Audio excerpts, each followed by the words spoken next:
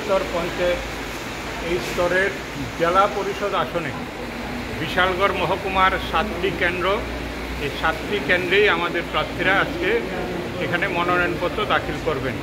সেই উদ্দেশ্যে আমাদের আশা। নির্বাচন আমরা চাই শান্তি সৌহার্দ্যপূর্ণ পরিবেশে মানুষের পবিত্র গণতান্ত্রিক অধিকারের ভিত্তিতে হোক। যদিও এই সময়ের মধ্যে আমরা দেখলাম বিশালগড়, চরিরাম সহ আমাদের মহকুমায় এই ব্লকগুলিতে বিজেপি দলের দুর্বৃত্ত বাহিনী তারা পাহারায় বসেছে, যাতে গণতান্ত্রিকভাবে মানুষ মনোনয়নপত্র দাখিল করতে না পারে।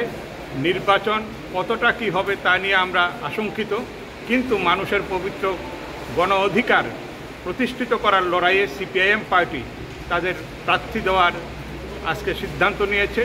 পঞ্চায়েত সমিতি এবং গ্রাম পঞ্চায়েত স্তরেও আমাদের প্রার্থী দেওয়ার প্রচেষ্টা থাকবে। দেখা যাক বিজেপি দল কতটা সহায়তা করে শাসক দল হিসাবে।